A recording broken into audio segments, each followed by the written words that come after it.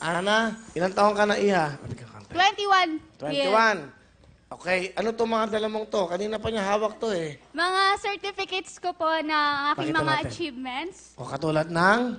Ito po, gumraduate ako ng college sa Pampanga Colleges ng course na Bachelor of Science in Business Administration bilang isang magna cum laude. Manyak? Manya. Amanya. Manya or magna cum laude. Nagulat kami. Kala ko eh. Manya. Yes. Hindi yun, magna.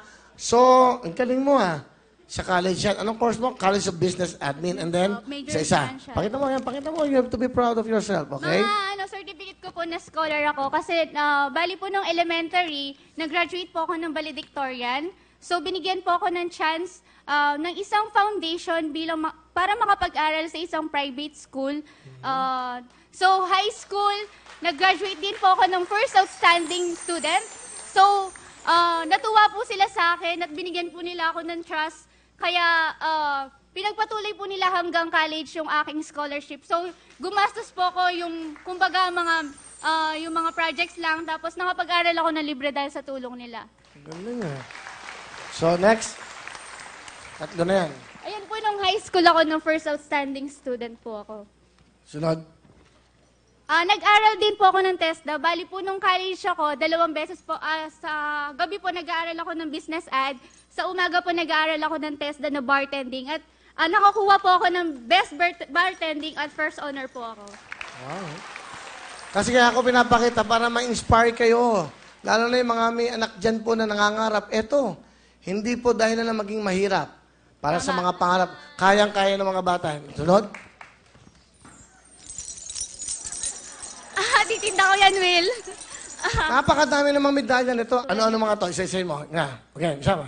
Magna, tapos first outstanding, tapos po sa journalism, tapos sumasali din po ako sa speech choir, tapos po sa mga dance troupe, drama club, iba-iba po. Nagpaano ka ba? Yung nagpo-poem ka ba? Yung mga ganon? Opo, yung speech. Okay. Ana, Yes, ano Will. pa ang pangarap mo sa buhay? Pangarap ko lang talaga is yung mabigyan ko ng magandang bahay yung mama ko. Tsaka magandang buhay. Kasi nag-iisa na lang siya eh. Lumaki ako na wala na yung tatay ko kasi namatay na siya. 7 years old pa lang ako. Talagang pinag-iigihan ko po na magkaroon ng scholarship. Kasi po ako lang po yung nakapagtapos sa aming magkakapatid. And I'm very proud of it. And alam ko, nung pagka-graduate ko ng college, dinedicate ko talaga yung speech ko sa mama ko at sa papa ko. Dahil alam ko, kahit wala yung papa ko, proud na proud siya sa akin. Alright. Pakilala mo. Sino ang kasama mo? Pinapakilala ko po sa inyong lahat ang pinakamaganda, pinakamasipag, na nanay ko na, tatay ko pa, si Mama Lydia. Hello kayo, Will. Nanay Lydia. Magandang hapon. Magandang hapon po. Welcome po dito sa Wawawin. Magandang hapon. Okay. Ano pong gusto niyo sabihin sa anak niyo?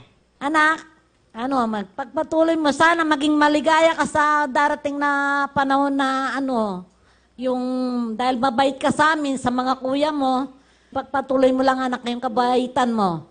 Sana magdating ng araw, siswertehin ka dahil mabait ka anak. Mahal na mahal kita. I love you anak. Sana magtagal pa yung buhay niyo. Kasi hindi ko kaya ding mawala ka. Mahal na mahal kita, ma. Kaluguran na katandanan mo yan, ma. Salamat anak. Yan yung jacket si nanay. Ha?